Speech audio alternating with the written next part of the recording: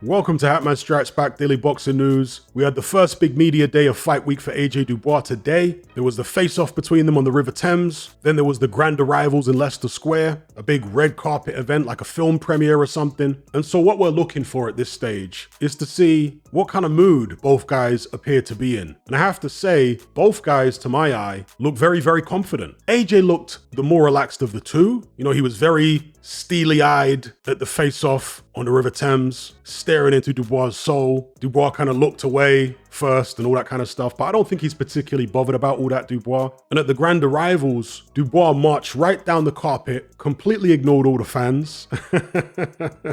Didn't stop to take any selfies or sign any autographs. He just marched straight past all of them, posed for the media a little bit, and then spoke to the various broadcasters. Now, some fans might be really upset by that, right? But I actually quite like that from Daniel Dubois. The fact that he didn't stop to speak to any of the public, because the last thing you want at this stage is to be picking up a cold or a sore throat because you were mingling with the crowd. You got to be selfish. You got to be thinking about what's best for you in terms of winning the fight, not PR. And so Anthony Joshua, of course, was the complete opposite. He did have some gloves on and was trying to spud people, fist bump them rather than shake their hands. But in typical AJ fashion, he was talking to everybody in the crowd, taking all the selfies, signing all the autographs. He spent a load of time with the public. And that's one of the reasons that AJ is so popular with the public, is because he does that. He's been doing it for years. It's become part of his routine. So it's not unusual for AJ to do this on fight week of a big Wembley event. No, it's what he normally does. But just because it's part of his routine, it doesn't mean it's a good thing. Some things in your routine are actually bad for you, and you might need to change them. Bear in mind, for AJ's last two fights, the level of opposition notwithstanding, he performed fantastically well, and he didn't have all the hoopla, right? Because those fights were in Saudi Arabia. So he wasn't being mobbed by fans to the same extent and all that type of thing. And Johnny Nelson made a very salient point. He said, all this stuff is draining, dealing with the fans and the media and what have you. You don't realize how much it takes out of you. And perhaps Dubois was cognizant of that, so he thought, you know what, I'm going to do the bare minimum here. I'm not talking to no fans, I'm not signing no autographs, I'm not doing no selfies. Bare minimum, I'm preserving my energy. I'm focused on the fight, not interested in all this other stuff. Tunnel vision. Should AJ be taking the same approach? It's just a question. The counter to it would be to say, well, because AJ is so used to doing this, a break from it might actually be to his detriment psychologically. But to counter the counter, I'll again refer back to the fights he just had in Saudi, where he performed fantastically well. He didn't have all that public hoopla out there, didn't affect him psychologically, or it didn't appear to in a negative way. But then again, it's just one day, right? I'm not sure how much more contact the fighters are going to have with the public for the rest of the fight week, if any at all. We shall see. But yeah, for me, both guys look very confident, very comfortable, focused and ready to go. And that makes the fight all the more intriguing. You know, when it's fight week and one guy looks really nervous and apprehensive, you start thinking, I know how this fight's gonna go. This is a foregone conclusion. That's how I started feeling the closer we got to the Otto Wallin fight, especially when I heard Richie Woodall talk about the sparring sessions that AJ had with him and how dominant AJ was, to such an extent that he felt like AJ was carrying Wallin through the sparring sessions. Then I was like, okay, that's why they picked Otto Wallin, because at first I didn't really understand it from a matchmaking perspective. You know, awkward southpaw,